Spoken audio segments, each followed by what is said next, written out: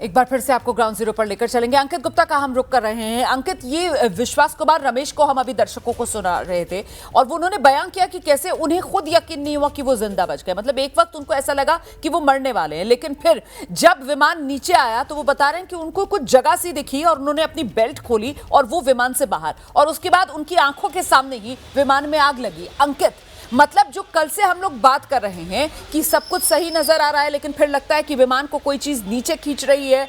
मतलब जो बाहर से बैठकर यहां विशेषज्ञ आंकलन कर रहे थे कि साहब इंजन बंद हो गया, और वही कमोबेश जो यात्री थे जो उस विमान में सफर कर रहे थे, उनकी बात से भी तस्वीर साफ हो रही है कि कहीं ना कहीं विमान के इंजन ने काम करना बंद कर दिया।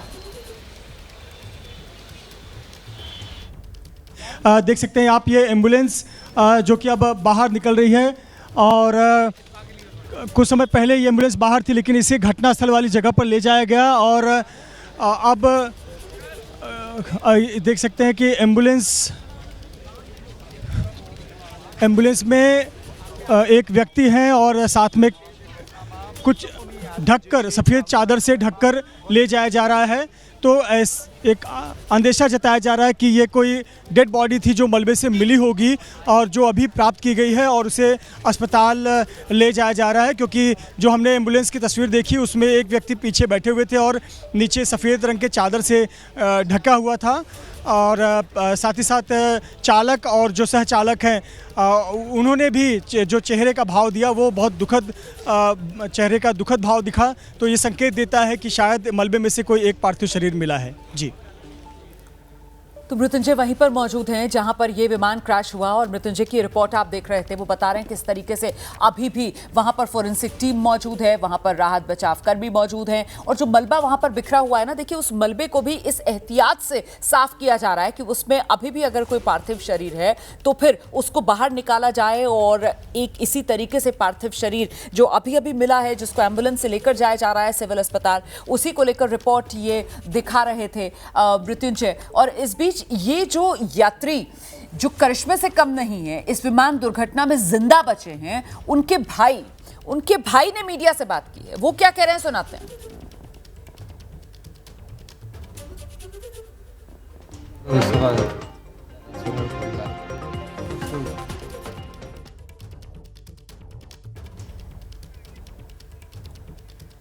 तो ये जो आप देख रहे थे, ये दरअसल विश्वास कुमार रमेश के भाई हैं, और विश्वास कुमार रमेश के भाई भी मीडिया को यही बता रहे हैं कि उनके भाई को भी खुद हैरानी है कि वो कैसे जिंदा बच गए। अब तो विश्वास कुमार रमेश का भी बयान मैंने आपको सुनाया, तो परिवार की तरफ से भी यही बताया जा रहा है कि किसी करिश्मे से ये कम नहीं है। और देखिए, अकेले नहीं थे विश्वास के साथ, उनके भाई, दूसरे जो भाई थे वो भी सफर कर रहे थे इसी विमान में, लेकिन वो नहीं बच पाए हैं। और क्या कह रहे हैं विश्वास के भाई, ये सुनाते हैं आपको।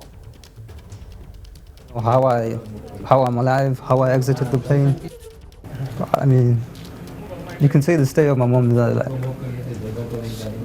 we're all just, I've got no words to describe it. This is a miracle he survived. What about the other miracle for my other brother? Just hearing about this crash. Like, I'm scared to fly now, just to even stay on a plane now.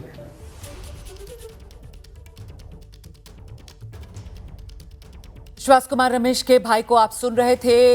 ये London में ही मौजूद हैं, England में ही मौजूद हैं, और इनकी तरफ से बताया जा रहा है कि किस तरीके से पूरा परिवार दहशत में है। खुद अपने लिए भी कह रहे थे कि मैं तो बहुत डरा हुआ हूँ, अब मैं शायद ही कभी हवाई यात्रा कर पाऊँ। और साथ ही साथ कह रहे हैं कि ये मिरेकल से कम नहीं है, किसी करिश्मे से कम नहीं है, जिस तरीके से विश्वास की जान बच गई है। और यही बात खुद विश्वास की तरफ से भी बताई गई। उन्होंने भी बताया कि उन्हें यकीन ही नहीं हुआ कि वो जिंदा बच गए हैं, क्योंकि उन्हें ऐसा लगा ही नहीं था कि वो जिंदा बचेंगे। उन्हें लगा था कि वो भी मरने वाले हैं। लेकिन जिस वक्त ये विमान हादसा हुआ, जिस वक्त दुर्घटना हुई और विमान जमीन पर आया, उस वक्त अचानक से जो विश्वास हैं उन्होंने अपनी सीट बेल्ट खोली। उनको लगा कि उनके पास रास्ता है, वो निकल सकते हैं बाहर। और क्योंकि वो बिल्कुल इमरजेंसी एग्जिट पर बैठे हुए थे, सीट नंबर उनका 11A, इमरजेंसी एग्जिट खोली उन्होंने और वहां से बाहर। और ये सब कुछ तो कहते हैं ना, फ्रैक्शन ऑफ सेकेंड्स, मतलब एकदम सेकंडों में ये सब कुछ उन्होंने अंजाम किया और उनकी जान बच गई। सीधे आपको अंकित के पास लेकर चलेंगे। अंकित,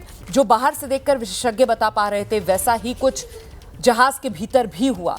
विश्वास कुमार रमेश की बात सुनकर तो यही समझ में आ रहा है अंकित। बिल्कुल रोमाना, और रोमाना में जो है हम लोग भी क्योंकि हवाई यात्रा करते हैं, तो अगर हम जो 11A सीट की बात करते हैं तो समझा जा सकता है। देखिए जैसे ही आप विमान में दाखिल होते हैं तो है जो विमान में दाखिल होते समय तो राइट हैंड साइड का होता है, लेकिन अगर विमान खड़ा हुआ है तो लेफ्ट हैंड साइड की जो है विंडो साइड की सीट है जहाँ पर इमरजेंसी एग्जिट होता है। और कहा यह जाता है कि जब तक आपको निर्देश ना दिया जाए तब तक आप ना खोलें। लेकिन एक तरह से ये कुदरत का करिश्मा कहिए या प्रेजेंस ऑफ माइंड कहिए कि जैसे ही जो वहाँ पर जो है ये विमान टकराया है वो दरवाज़ा खुला है विंडो इमरजेंसी एग्जिट का और विश्वास वहाँ से गिरे हैं। लेकिन रोमाना कितने वक्त में, शायद फ्रैक्शन ऑफ सेकंड, क्योंकि जो वीडियो लगातार जो विमान का क्रैश होने का जो वीडियो सामने आया है उसमें अगर देखेंगे तो जैसे ही जो है वो टेक ऑफ करता है वो अपना बैलेंस नहीं बना पाता, वहाँ पर नीचे होता है और जैसे बिल्डिंग पे गिरता है एक बड़ा धमाका होता है। तो जब आप वीडियो देखेंगे तो आपको वीडियो में नहीं समझ में आएगा कि इसमें जो है कहीं पर कोई बच भी सकता है, लेकिन वो फ्रैक्शन ऑफ सेकेंड शायद एक कुदरत का करिश्मा। और ये जो कहा जाता है ना कि जब ऊपर वाला अगर किसी को बचाना चाहे तो कोई किसी को नहीं मार सकता, तो संभवतः ये उसी को जो चरित्रार्थ करता है। और रोमाना एक दूसरी और जानकारी जो अपने निजी अनुभव से साझा करना चाहूंगा, कल जब इस कवरेज के लिए जब मैं दिल्ली से यहां पर आ रहा था, जब फ्लाइट टेक ऑफ कर रही थी उस दौरान जो है ऐसे ही क्यूरियोसिटी में पास में एक मैं रोक रही हूं जरा आपको, मृत्युंजय के पास एक बार फिर से लेकर चलेंगे, वहां फिर से हलचल हो रही है। रोमाना ये तस्वीरें मैं दिखाना चाहूँगा जो मेस है इस हॉस्टल का, उस मेस के छज्जे की तस्वीर मैं आपको दिखाऊंगा। ये आपको लाल रंग का जो एक प्लेट नज़र आ रहा है, विमान का हिस्सा नज़र आ रहा है, विंग्स का हिस्सा ये संभवतः है, और टेल वाला पोर्शन नज़र आ रहा है। ये इसे फ़िलहाल इंस्पेक्शन के लिए चार लोग मौजूद हैं और इंस्पेक्शन के लिए इसे अभी उठाया गया है। देखिए 3 टीमें इस वक्त काम कर रही हैं। एक टीम है जो एयरपोर्ट की है, वो इन्वेस्टिगेशन का काम कर रही है। एयर इन्वेस्टिगेशन की टीम यहाँ पर पहुँची हुई है, वो विमान के हादसे के कारण जानने के लिए काम कर रही है। दूसरी टीम है फॉरेंसिक की, गांधीनगर फॉरेंसिक टीम की टीम पहुँची हुई है जो कि फॉरेंसिक जांच कर रही है और जो सबूत है या फिर सैंपल्स हैं वो इकट्ठा कर रही है। और तीसरी टीम है एनडीआरएफ की जो कि मलबे को संभाल कर जाँच कर रही है कि अभी भी कोई व्यक्ति दबा तो नहीं है, कोई पार्थिव शरीर तो नहीं है जो मलबे में दबा हो, क्योंकि इस प्रकार से यह हादसा हुआ है या हम कहें इतनी दुखद घटना हुई है कि जो शरीर है वो बुरी तरह जल गए हैं और इस स्थिति में नहीं है कि उसकी पहचान की जा सके कि ये शव है या फिर किसी विमान का कोई हिस्सा है। तो इसलिए बहुत सावधानी से पहचान की जा रही है। और आपको बता दें कि स्निफर डॉग की मदद ली गई और अभी कुछ देर पहले हमने जो दर्शकों को तस्वीरें दिखाई, एक पार्थिव शरीर मिला, वो स्निफर डॉग की मदद से ही मिला है। स्निफर डॉग ने ही संकेत दिया कि यहाँ मानव शरीर है, जिसके बाद एनडीआरएफ के जवानों ने उसे बाहर निकाला और एम्बुलेंस के माध्यम से अब सरकारी अस्पताल भेजा गया है। लेकिन जो हम तस्वीरें दिखा रहे हैं ये मेस के छत की तस्वीर है। ये जो आप लाल रंग का हिस्सा देख रहे हैं विमान का, इसके ठीक पीछे वो वाला हिस्सा है जो दीवार में घुसा हुआ है, जो प्रधानमंत्री नरेंद्र मोदी ने भी उसका इंस्पेक्शन किया था, एक मुआयना किया था।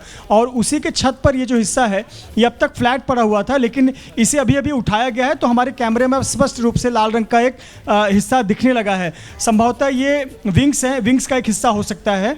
और जो टीम है वो इसके अलग-अलग मैं मृत्युंजय मैं बस इतना बताना चाह रही हूँ कि दरअसल ये जो हिस्सा है ना, ये टेल का हिस्सा था, जो जहाज का पिछला हिस्सा था टेल वाला, वो यहाँ पर आकर ये डॉक्टर्स का जो हॉस्टल था उस पर आकर ये गिरा था। और वही ये हिस्सा है जो इस वक्त दर्शक देख रहे हैं, जिसका जिक्र यहाँ पर मृत्युंजय कर रहे हैं। अच्छा मृत्युंजय, ये पूरा जो हम चार दीवारी देख रहे हैं और दीवार पर ये वायरिंग हुई हुई हम देख रहे हैं सुरक्षा के लिहाज से, यहीं से वो जो बीजे मेडिकल कॉलेज परिसर है उसकी शुरुआत हो जाती है। और यहां अंदर कितनी बिल्डिंग्स जो कल इस प्लेन दुर्घटना की वजह से चपेट में आई, इसको लेकर क्या जानकारी मृत्युंजय?